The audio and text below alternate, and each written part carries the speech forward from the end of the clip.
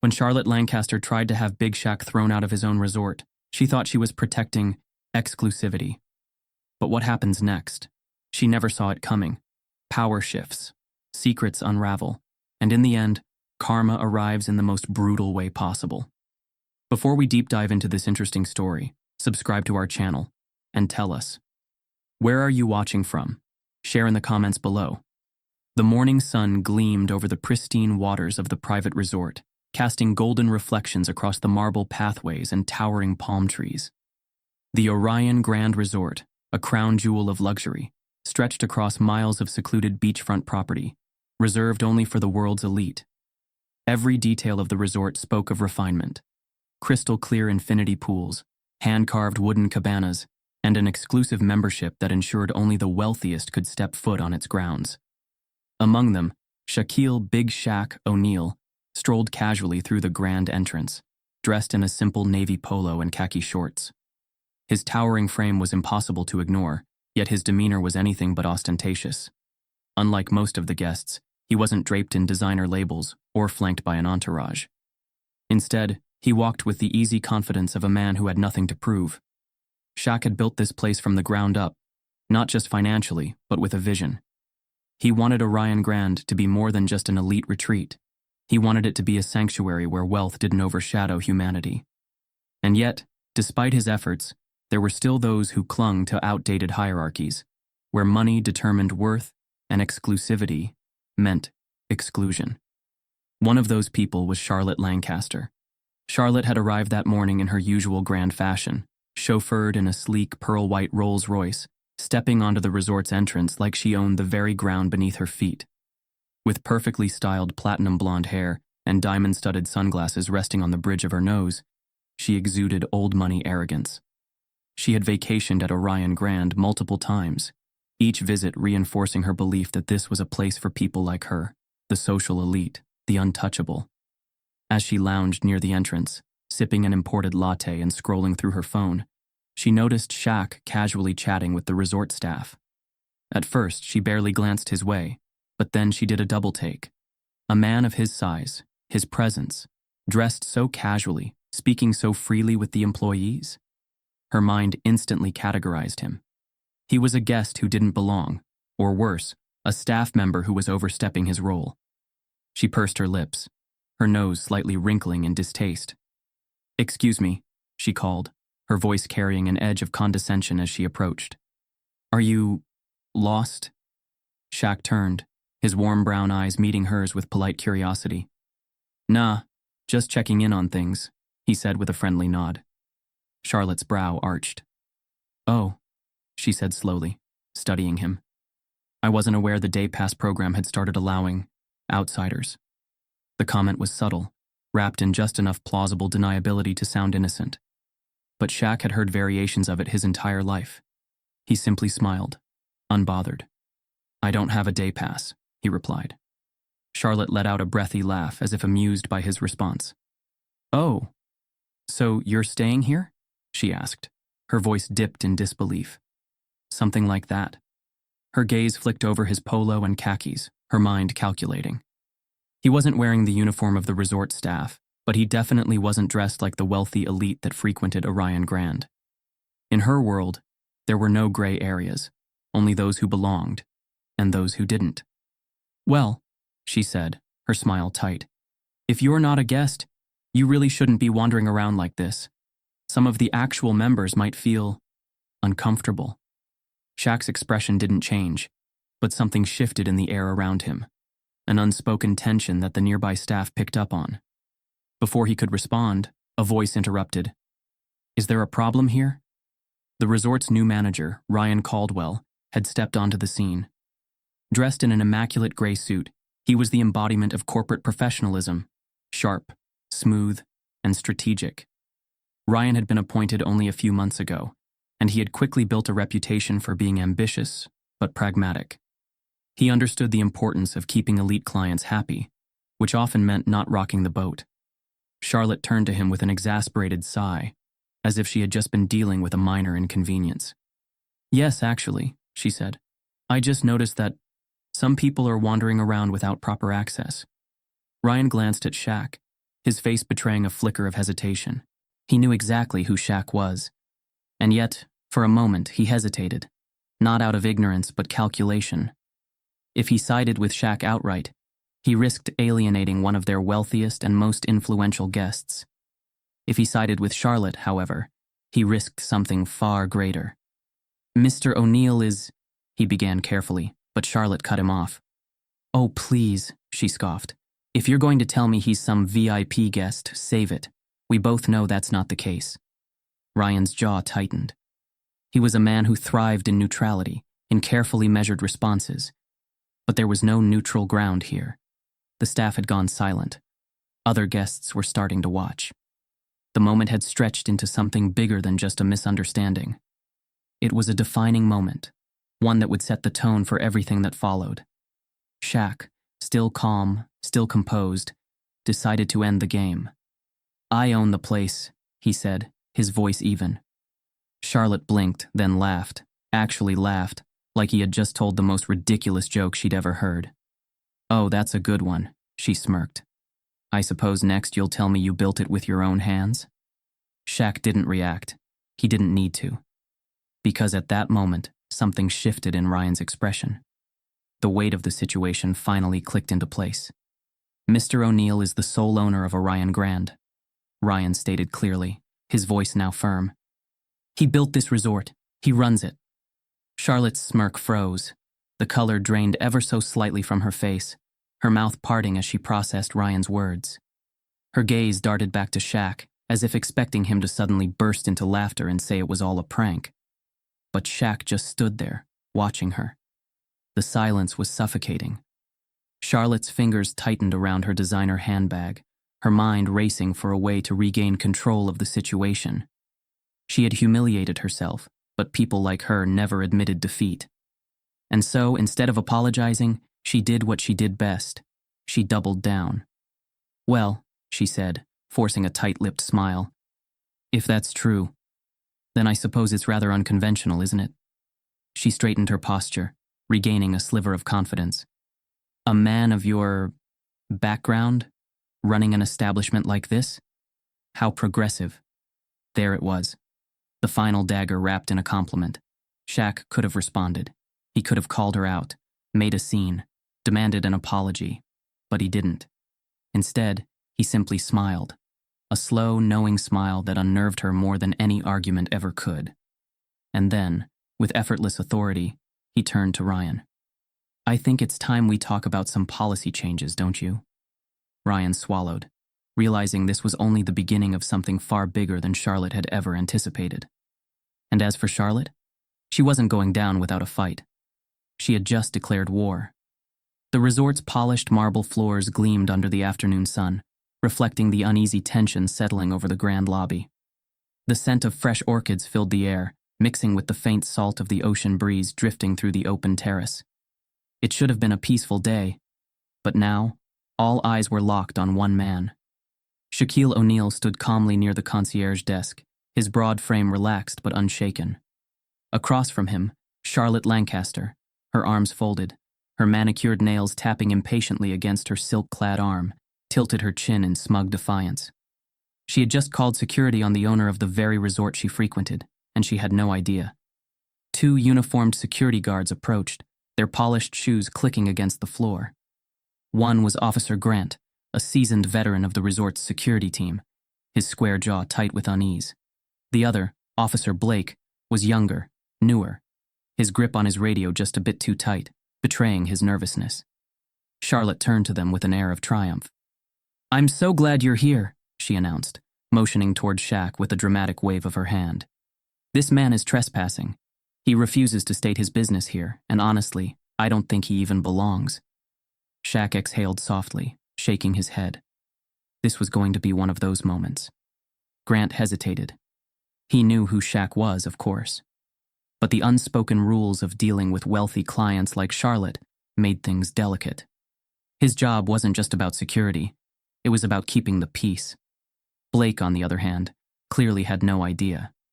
He stepped forward, squaring his shoulders as if preparing to handle a threat. "Sir, may I see your room key or reservation details?"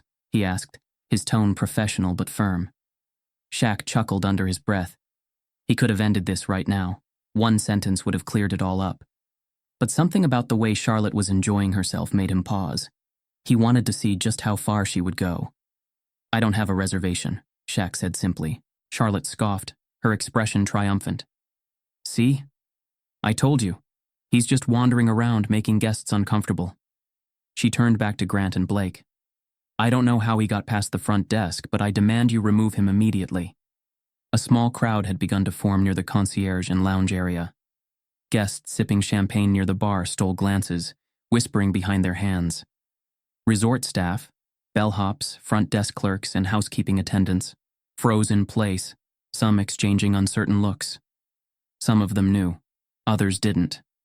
But what mattered was that no one spoke up. Shaq's patience was nearly legendary. He had spent his entire life dealing with moments like this. Moments where people assumed they had power over him simply because of his appearance, his size, his presence. But what Charlotte didn't know was that she was digging her own grave with every word she spoke. Blake took a small step forward. "Sir, if you don't have a reservation, I'm going to have to ask you to leave the premises." A ripple of murmurs passed through the crowd. A few gasps, a few stunned stares. But no one stepped forward. Charlotte's lips curled into a smug smile. Shaq's expression didn't change. He wasn't angry. He wasn't flustered. He was just waiting. And then, just as the weight of the moment stretched unbearably thin, "Wait, do you even know who this is?" The voice came from the side. Damon Wells, the resort's longtime head concierge, a man who had worked for Shaq since the day Orion Grand opened. He pushed past a cluster of stunned guests, his face a mixture of panic and exasperation. Blake blinked. "What?" Damon exhaled sharply, his entire body radiating secondhand embarrassment. He turned to Charlotte first. "Ma'am, I really think you should—" "Oh, spare me," Charlotte interrupted, rolling her eyes. "I know how this works. I've been coming here for years. You're going to try and smooth things over, aren't you?" "Well, I don't care. This resort is supposed to have standards, and letting just anyone walk around unchecked is unacceptable." Ryan Caldwell, the resort's new manager, had been standing near the front desk this entire time, silent and calculating.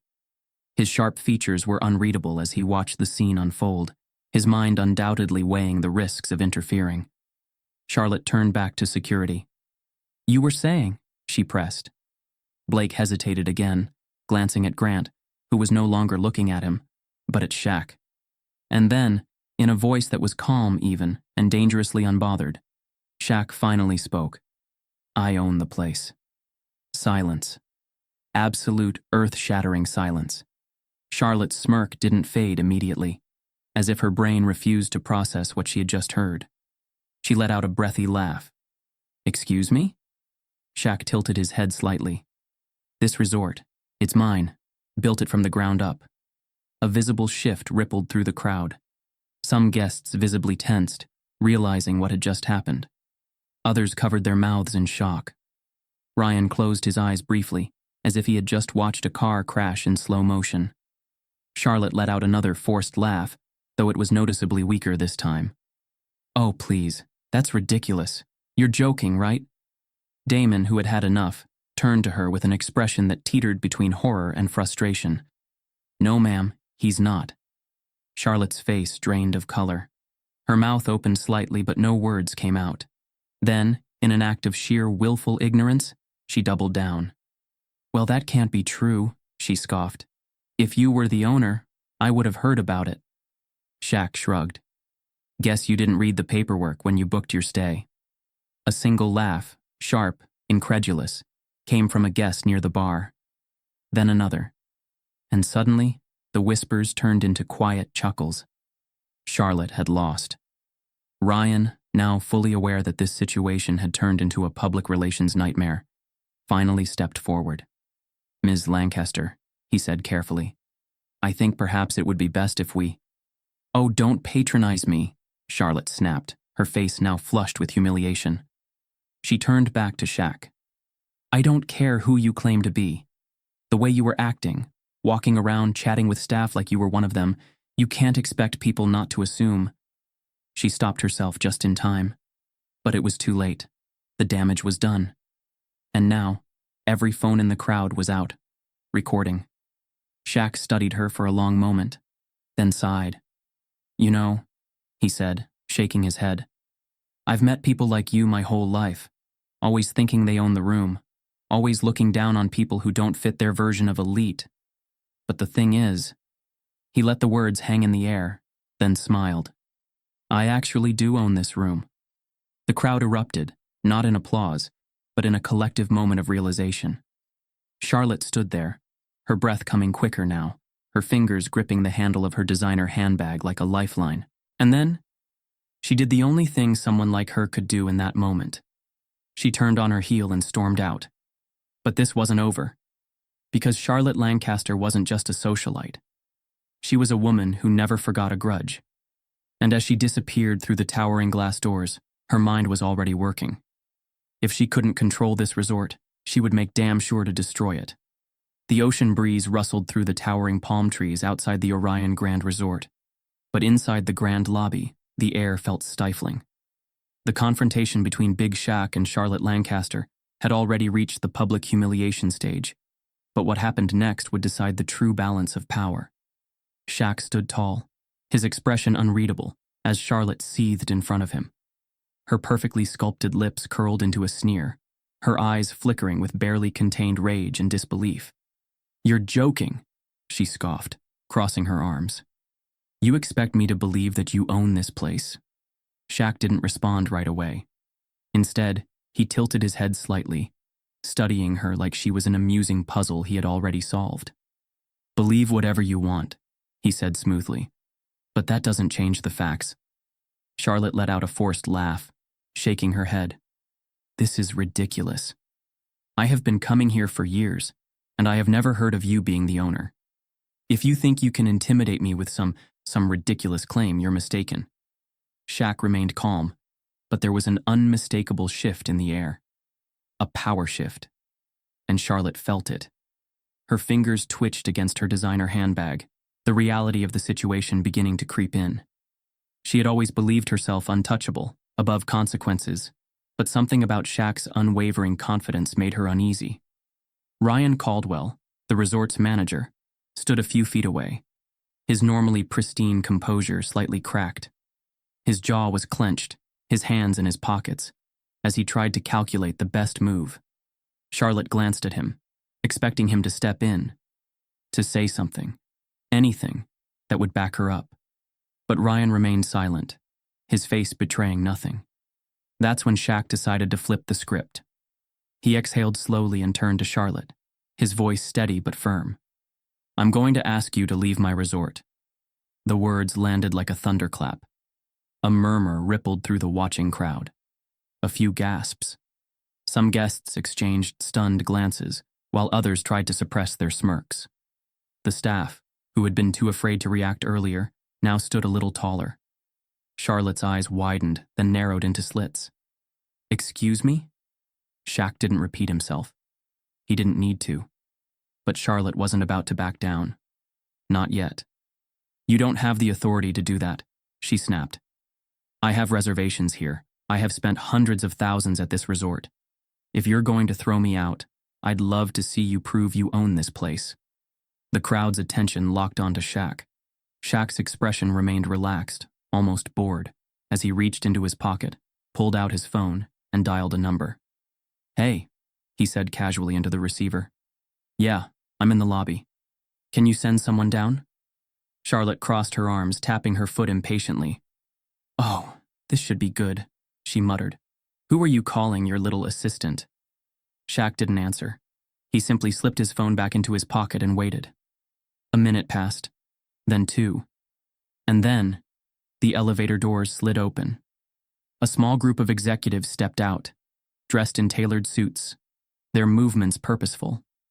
At the front was Jonathan Reese, the resort's head of corporate affairs, a no-nonsense man with silver-streaked hair and the sharp gaze of someone who knew exactly where the real power lay.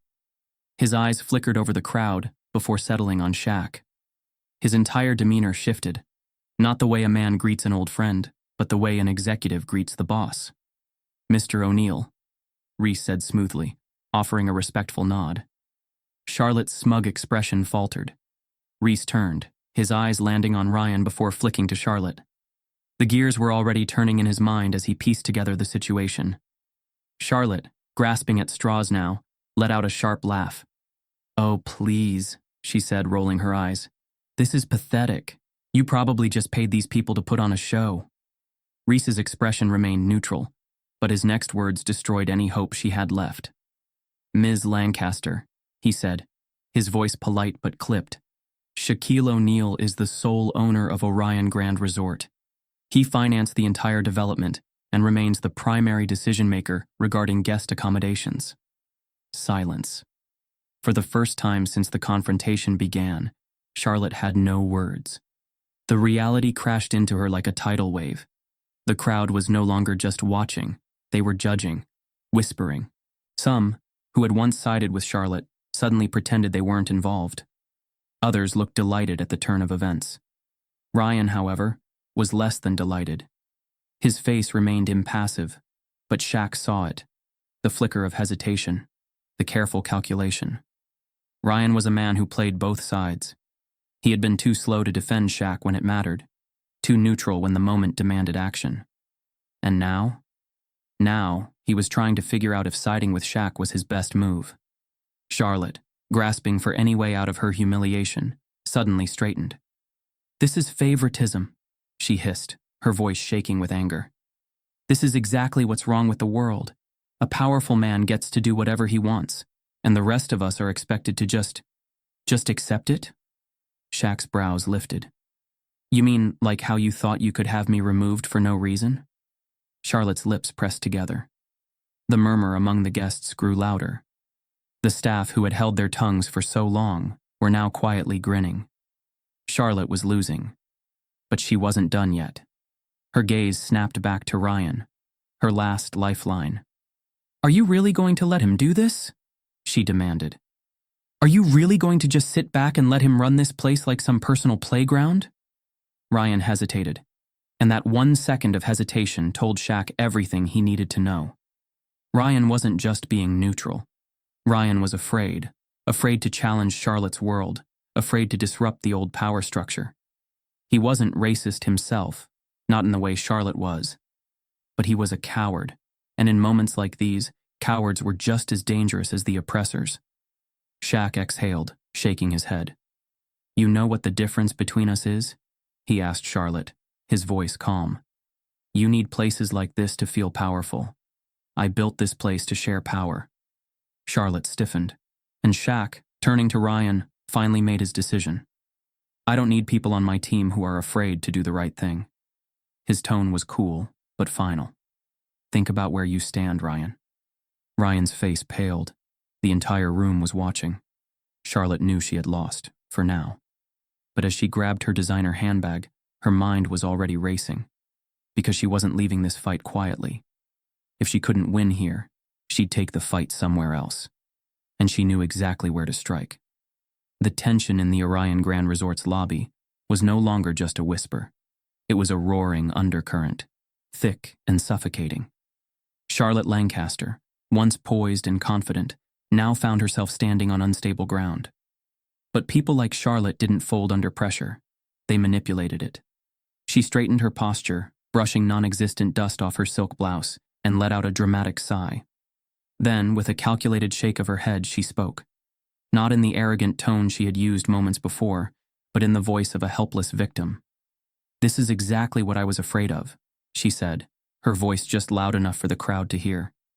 "I was simply trying to follow the rules, trying to make sure this resort was upholding its standards, and now I'm being harassed and humiliated in front of everyone." Shaq raised an eyebrow. "Harassed?" Charlotte placed a delicate hand on her chest, as if she had been personally wounded. "Yes," she said, her voice trembling ever so slightly, just enough to sound believable. "I spoke up, and now I'm being punished for it. I didn't do anything wrong. I was only looking out for the integrity of this place." The murmurs in the crowd shifted. Some people, especially the ones who had sided with Charlotte earlier, looked uncertain now, caught between what they had just witnessed and what she was now claiming. Shaq, however, had seen this move before. Too many times. Charlotte wasn't going to admit she was wrong. She wasn't going to apologize. Instead, she was going to rewrite the entire narrative, turn herself into the victim before anyone else could fully grasp what had happened. It was a classic power move, and Shaq wasn't playing along. "If you feel harassed," Shaq said, his voice smooth but firm, "you're more than welcome to call the police." Charlotte stiffened. A flicker of hesitation flashed across her face, but she quickly masked it with righteous indignation. "Maybe I should," she snapped, pulling out her phone. "Maybe it's time someone higher up steps in. I'm a paying guest here. I have rights." Shaq folded his arms across his chest, his towering frame completely unfazed. "Go ahead." The room fell dead silent. A few guests exchanged uneasy glances, sensing the weight of the moment. Charlotte hesitated, just for a second. Then, realizing that backing down now would mean defeat, she aggressively tapped at her phone screen. "I will not be bullied," she muttered loud enough for the crowd to hear. "I will not be silenced." But before she could hit the call button, a voice from the side interrupted. "That's rich, coming from you." A ripple of shock passed through the crowd. Everyone turned to see Elijah Carter, one of the resort's longest-serving employees. He was a well-respected bartender at the VIP lounge, a man who had seen everything and remembered everything. Charlotte's face twitched. "I beg your pardon?" she asked, her voice clipped. Elijah didn't back down. He stepped forward, his dark brown eyes locked onto Charlotte. "You've been mistreating staff here for years. You think we don't remember?" More murmurs rose in volume.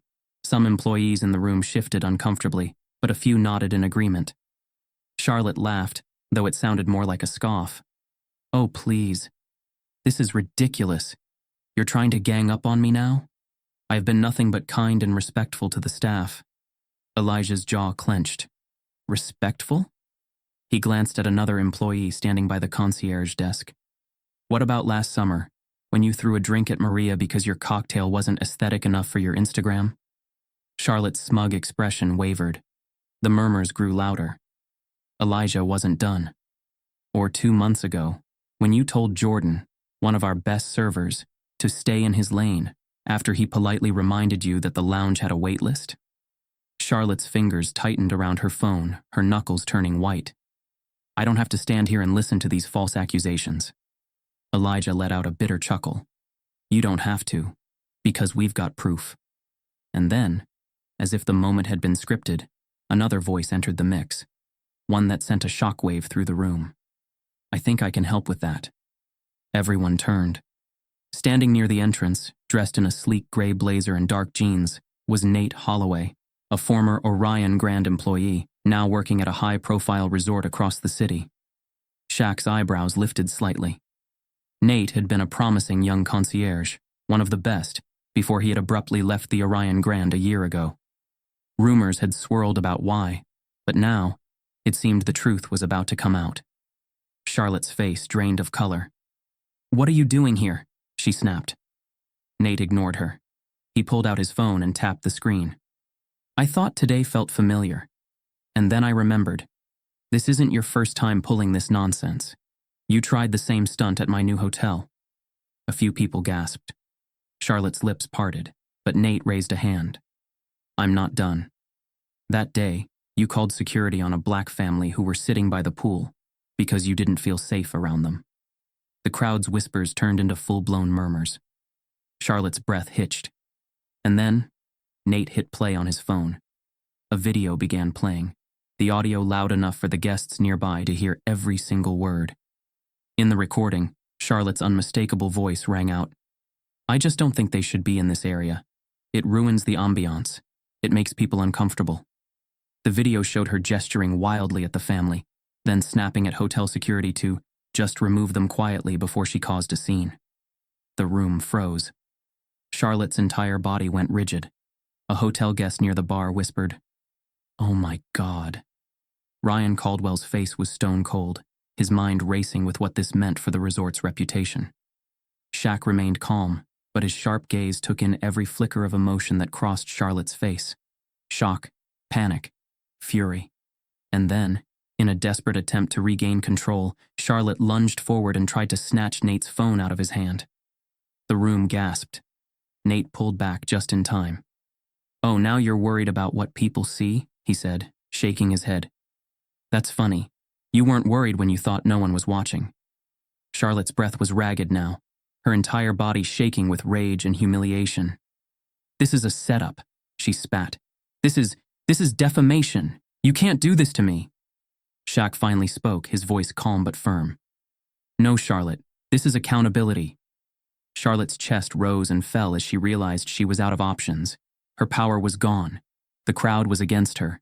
The staff was against her. And now? Her name was about to be everywhere. She had lost. But people like Charlotte Lancaster never accepted defeat.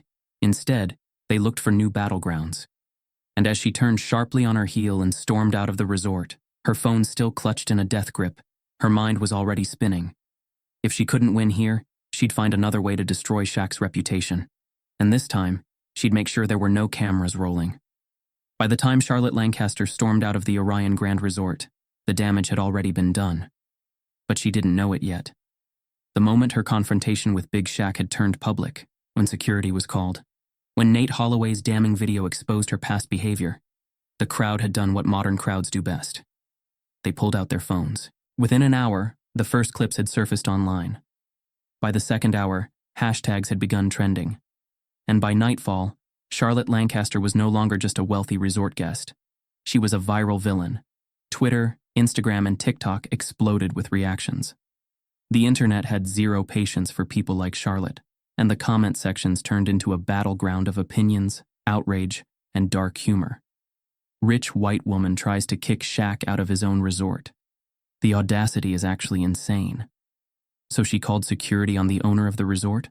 Oh, this is historic levels of delusion. Somebody tell Charlotte Lancaster that Karma has a Wi-Fi connection, and she just got the premium package. The footage of her past racist incident at Nate Holloway's new hotel only fueled the fire. What was initially a single act of prejudice quickly became a pattern, and the more people dug, the worse things got. Charlotte's social media pages, which had once been a perfectly curated feed of lavish vacations, expensive dinners, and tone-deaf motivational quotes, were now a war zone. Her Instagram comments were flooded. Her Twitter mentions? Unusable. And then, the news outlets picked it up. CNN, MSNBC, TMZ. Even late-night talk show hosts tore into her.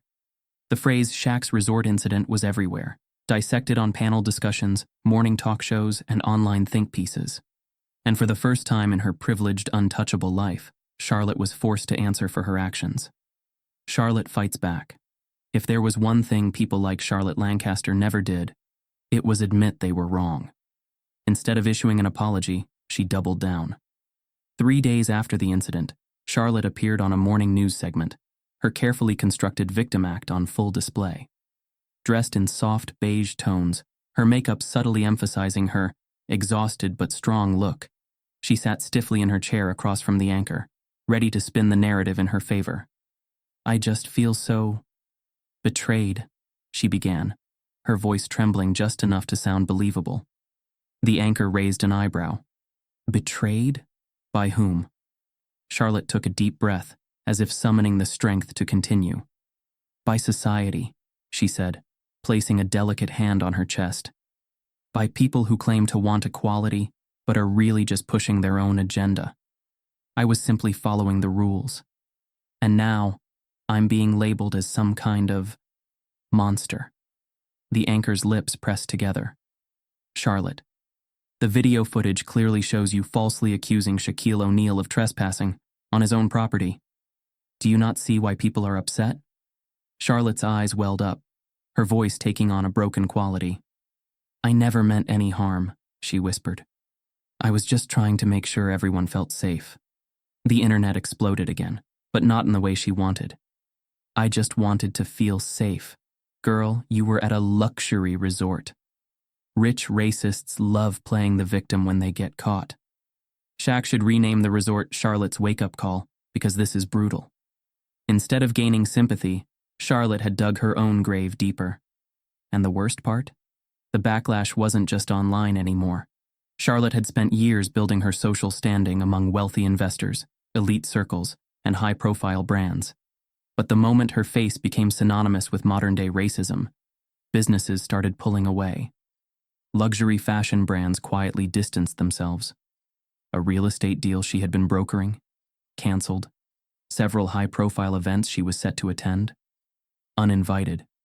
And, perhaps worst of all, the Orion Grand Resort's sponsors and investors started reaching out to Shaq, worried that the scandal might damage the resort's brand. Shaq, ever the businessman, knew what this meant. He wasn't worried about losing business. The viral moment had actually brought more attention to the resort than ever before. What bothered him was something deeper. This wasn't just a PR nightmare. This was a test of whether the resort's culture would truly change, or if money would once again protect privilege. And Shaq had no intention of failing.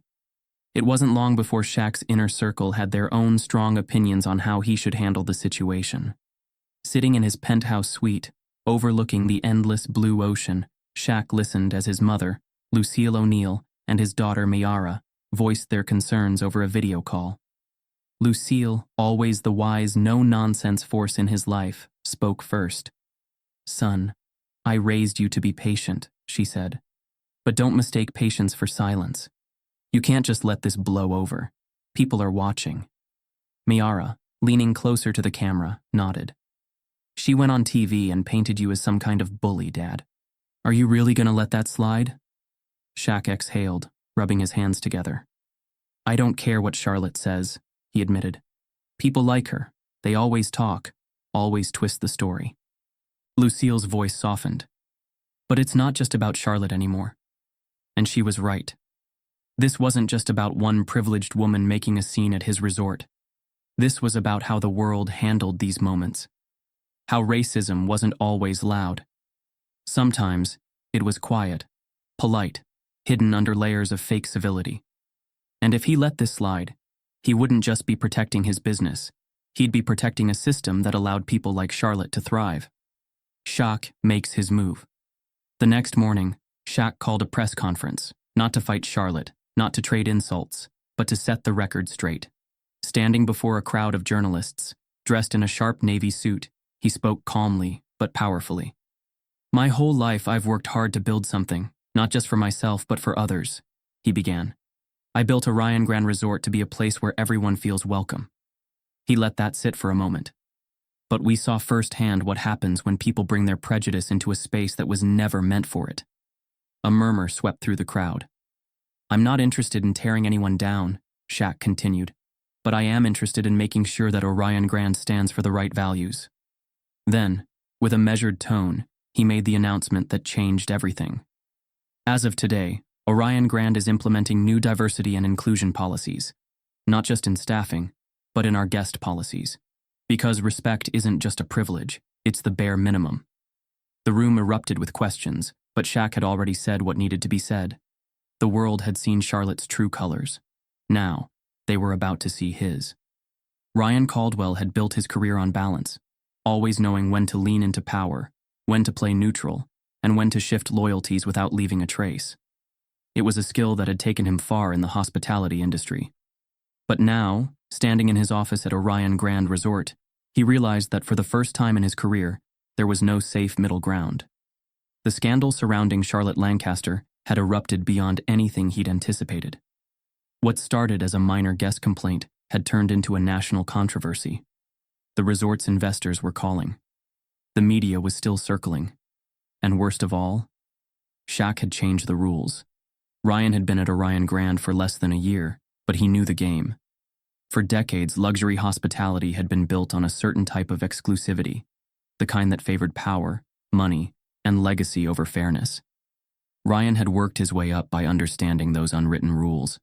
Now, those rules were being rewritten. And some very powerful people weren't happy about it. Late one evening, as Ryan stared at his laptop screen, trying to draft a neutral-sounding company memo about the situation, his phone buzzed. The number was unknown, but the voice on the other end? Very familiar. Robert Langston. Ryan had met Langston years ago at a hospitality conference. He was a billionaire real estate mogul, a man with deep pockets and even deeper connections. More importantly, he was one of Charlotte Lancaster's closest allies. Langston didn't waste time with pleasantries. "Ryan," he said smoothly, "we need to talk about the future of Orion Grand." Ryan exhaled slowly, gripping his phone tighter. "I don't know if now's the best time." "On the contrary," Langston interrupted. "Now is exactly the time. I assume you've noticed the instability at the resort. This scandal is dragging your name into a mess you had nothing to do with. And I imagine working under a man like Shaq isn't exactly what you envisioned for your career." Ryan's stomach twisted. Langston was testing him, feeling him out. "I don't have an issue with Shaq," Ryan said carefully. Langston chuckled. "That's not what your emails say." Ryan's pulse spiked. "What do you mean?" he asked, voice measured. "Come on, Ryan," Langston said, amused. "We both know you've expressed concerns about Shaq's leadership. I happen to agree with you, and I know I'm not the only one." Ryan swallowed hard. How much did Langston know? Langston continued, his voice low and deliberate. "We both understand that this resort was never meant to be a social experiment. Orion Grand was built for a certain clientele, one that values tradition, discretion, and the right kind of environment. The way things are going, Shaq is turning it into something unrecognizable." Ryan remained silent. And then Langston delivered the real proposal. "I have an offer for you," Langston said.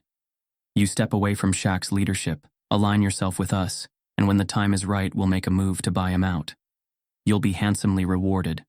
We're talking full executive control, a multi-million-dollar package, and a position at the top of the hospitality world." Ryan felt his chest tighten. This was bigger than Charlotte. This was about powerful people wanting to reclaim a space they believed belonged to them. And now, Ryan had to choose. Stay loyal to Shaq and risk his career, or betray him and secure a future most people could only dream of. The decision might have been easier if Ryan hadn't already left a paper trail. A day after Langston's call, an anonymous email leak surfaced in the resort's internal network. The email was from Ryan's own account, sent a few weeks before the scandal erupted. The subject line? Concerns about Shaq's leadership.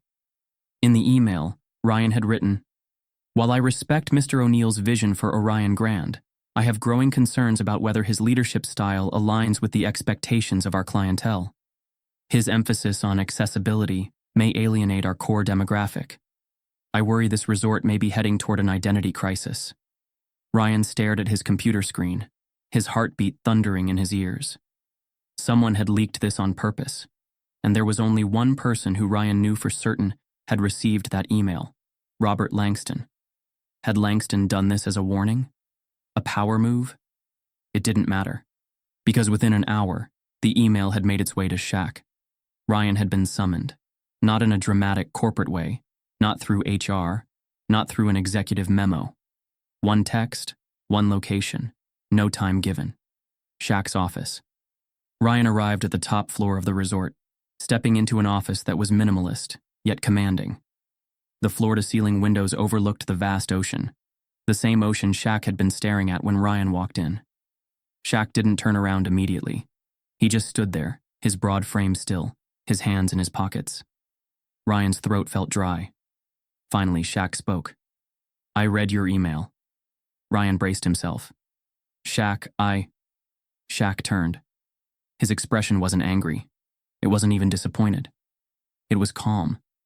And that terrified Ryan more than anything. Shaq sat down behind his desk, gesturing for Ryan to take the chair across from him. Ryan hesitated, then sat. "You've been playing both sides," Shaq said plainly. "I get it. You thought you could stay neutral, make sure you were on the winning team no matter what. But that's not how this works." Ryan tried to find his words. "Shaq, I never meant for the email to..." Shaq held up a hand. "I don't need excuses." Ryan swallowed hard. Then Shaq leaned forward, lacing his fingers together. "I'm going to give you a choice, Ryan. You can walk away. Right now. No drama, no exposure. You can resign, keep your reputation intact, and go find a place where your vision aligns better." Ryan felt his stomach drop. "And if I don't?" Shaq's eyes locked onto his. Then I release everything, Shaq said simply. The email, the conversations, the offer Langston made you. Ryan's body went cold. Shaq knew. Shaq knew everything. I didn't accept his offer, Ryan said quickly. I didn't. Shaq tilted his head. But you thought about it. Silence stretched between them. Ryan's chest ached with the weight of his decision. If he walked away now, he could rebuild. If Shaq exposed him, no one in the industry would ever trust him again. He had been backed into a corner. And deep down, he knew he had done it to himself.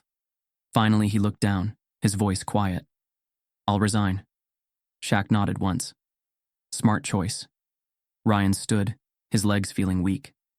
As he reached the door, Shaq spoke one last time. Next time you pick a side, Ryan, Shaq said, his voice calm. Make sure you're not standing with people who think you're disposable. Ryan's hands clenched at his sides, and then, without another word, he walked out, his career at Orion Grand officially over. But deep inside, he knew. This wouldn't be the last time he and Shaq crossed paths. Charlotte Lancaster had spent her entire life untouchable, shielded by wealth, protected by power, and cushioned by the privilege that allowed her to rewrite reality whenever it suited her. But this time, she had underestimated two things: the internet's memory and the patience of those she had stepped on for years. The moment her name became a viral sensation, people who had crossed paths with her before saw an opportunity to finally expose the truth. And one by one, they came forward. It started with a single anonymous post on social media. A former hotel manager in Miami shared a detailed account of how Charlotte had once demanded an entire pool area be cleared because she didn't want to be surrounded by the wrong kind of people. The post gained hundreds of thousands of likes overnight. Then came another story. A private jet attendant recalled how Charlotte had berated an Asian American flight crew, complaining that she only felt comfortable when she was served by people who understood real wealth. And then more poured in. A luxury restaurant owner shared security footage of Charlotte throwing a glass of wine at a black hostess because she wasn't seated at a discreet enough table. A five-star spa manager revealed that Charlotte had once refused a facial from a Latina esthetician, demanding a more polished professional.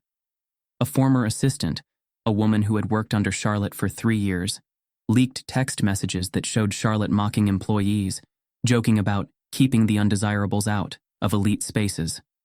Charlotte had always operated in silence, confident that power and money would erase her sins. But now, the receipts were piling up, and the world was watching. Ryan Caldwell had thought his part in this story was over. After resigning from Orion Grand, he had planned to disappear quietly, let the dust settle, and rebuild elsewhere. But then Langston, Charlotte's billionaire ally, threw him under the bus.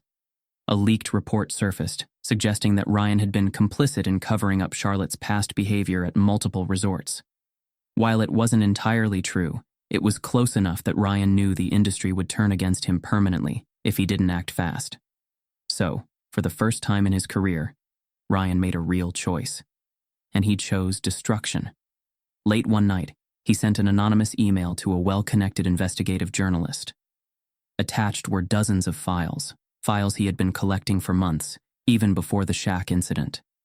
And buried inside those files was the final nail in Charlotte Lancaster's coffin. Charlotte had spent years branding herself as a philanthropist, a woman who hosted lavish galas, donated to elite organizations, and rubbed elbows with politicians who praised her for giving back. But Ryan's leaked documents told a very different story. An in-depth investigation into her finances revealed that she had been embezzling funds from her own charity foundation for over 7 years. Millions of dollars, money that had been donated to support underprivileged children, had instead been funneled into luxury real estate, offshore accounts, and personal shopping sprees. A fake scholarship program that had promised to send students to Ivy League schools never actually awarded a single scholarship. A disaster relief fund she had started after a major hurricane. Less than 5% of the donations had gone to victims. The rest? Vanished. Within hours of the report going public, news outlets across the country ran one headline after another. Charlotte Lancaster's philanthropy, a fraud exposed. New report shows millions stolen from charity fund. Investigation launched into Lancaster Charitable Foundation.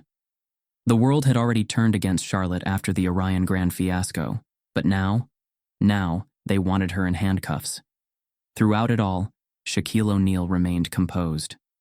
While news anchors debated Charlotte's downfall, while social media tore apart every detail of her past, while reporters camped outside her estate waiting for a statement, Shaq said nothing. Because he didn't need to. The truth was doing the work for him. He didn't need to celebrate. He didn't need to gloat. He had already won in the most powerful way possible, by simply standing in the truth and letting Charlotte unravel on her own.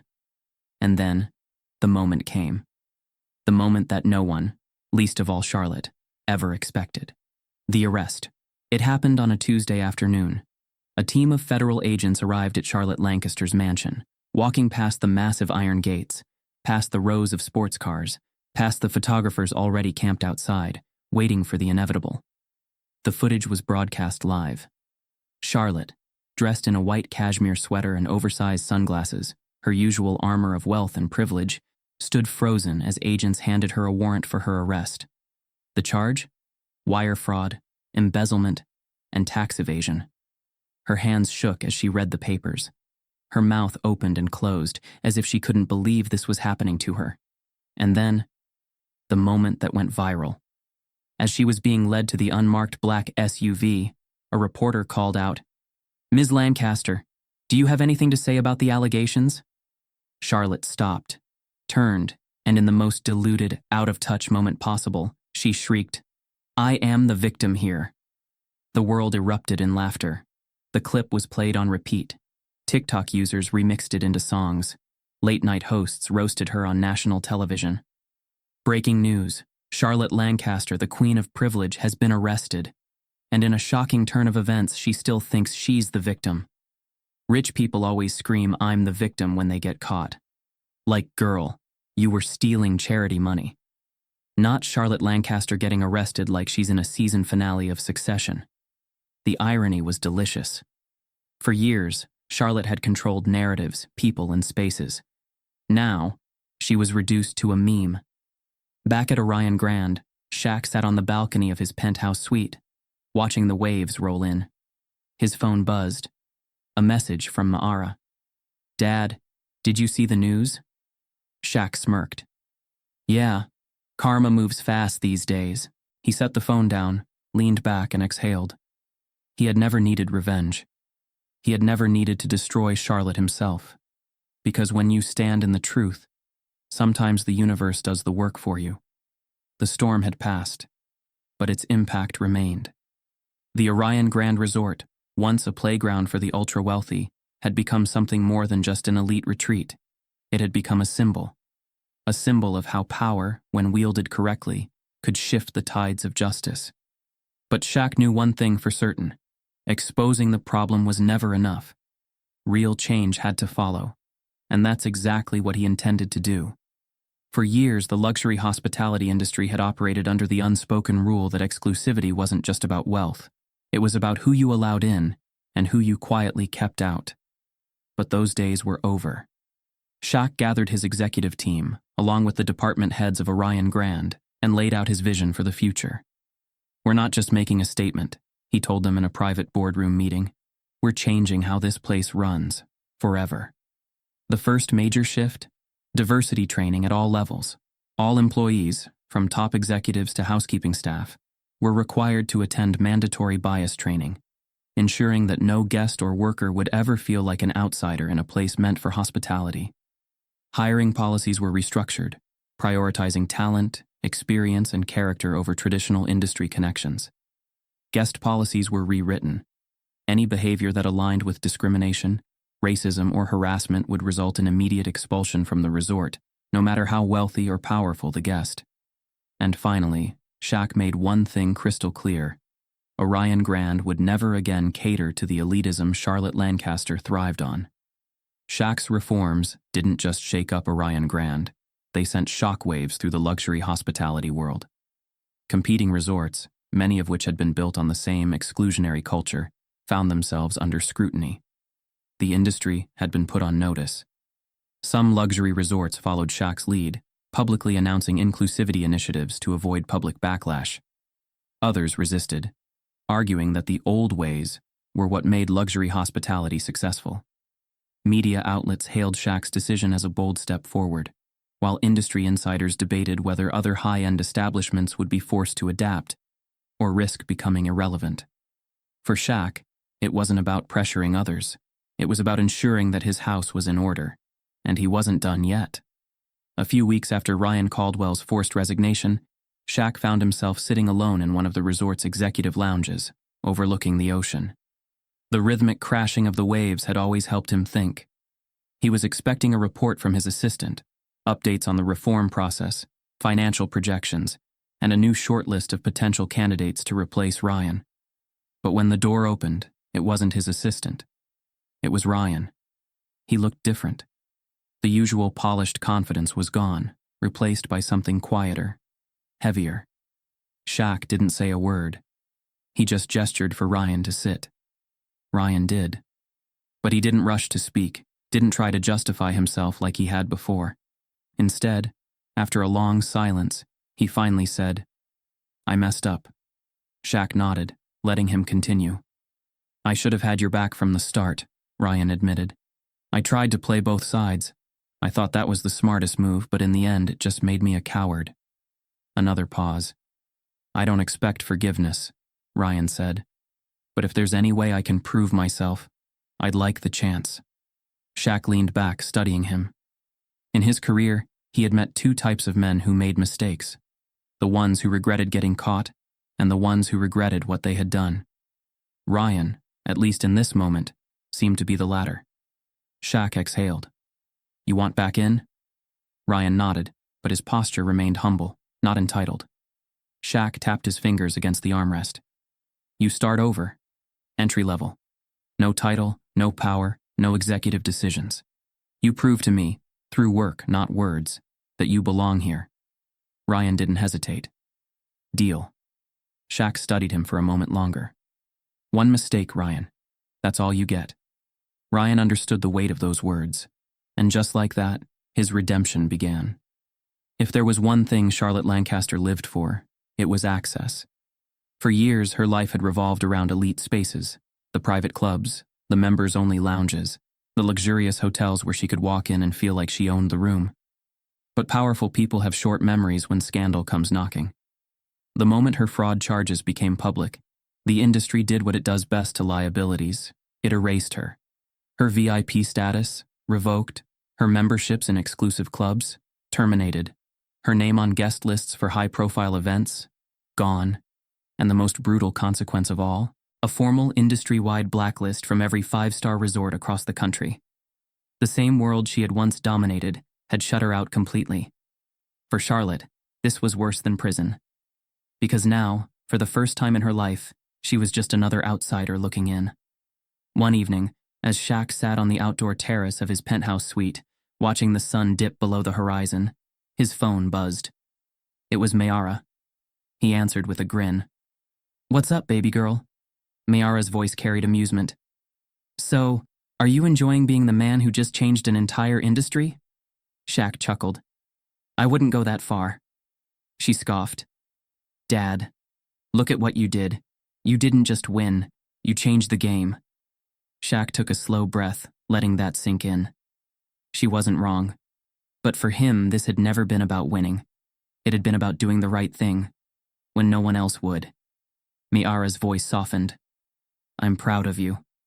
Shaq smiled. "Thanks, baby girl. That means everything." He ended the call, leaning back in his chair, staring at the sky. A storm had come. A storm had passed. And in its wake, something better had been built. The Orion Grand Resort was different now, not in its architecture, not in its luxury, and not in the way the waves kissed the pristine shore beyond its infinity pools, but in its energy. Where there had once been an unspoken hierarchy, an invisible divide between who belonged and who didn't, there was now a quiet sense of ease. For the first time, the resort felt like the place Shaq had always envisioned it to be. A place where people weren't judged by their appearance, their background, or whether they fit into some outdated mold of what it meant to be elite. Standing on the balcony of his penthouse suite, Shaq exhaled, watching the soft glow of the evening lights flicker across the resort below. It had taken a storm to clear the air, but now he could finally breathe. Shaq stepped into the main lounge, dressed casually in a navy polo and fresh white sneakers. He didn't walk with an entourage. He didn't carry himself like a celebrity or a mogul. He just walked like a man who belonged. As he moved through the resort, he took in the small but powerful changes. A diverse mix of guests filled the space. Families, couples, old and young, from different walks of life, all enjoying the resort without tension or unease. The staff moved differently too, more confident, more engaged, no longer walking on eggshells around the guests who once treated them like background props. The whispers were different now. Before, guests would murmur in hushed tones when they saw him, wondering if he belonged. Now, the whispers were admiring, respectful, inspired. Shaq nodded to a housekeeper who was wiping down a marble counter near the lobby. She met his gaze, smiled, and said something that stayed with him. "Thank you for making this place feel different." He didn't need her to elaborate. He already knew exactly what she meant. Out by the poolside cabanas, a group of friends laughed over cocktails. Across the terrace, a newlywed couple took selfies by the ocean view. At one of the resort's outdoor fire pits, an elderly black couple sat comfortably, watching the waves roll in. It wasn't that these guests had never been allowed here before, but they had never been welcome. And that was the difference. Shaq had spent his entire career breaking barriers, but this felt different, because it wasn't just about him, it was about everyone. As he made his way through the resort, Shaq decided to stop at the main bar, tucked beside the VIP lounge. It was a sleek space, polished mahogany counters, soft jazz humming in the background, dim lighting that made every drink look like it belonged in a commercial.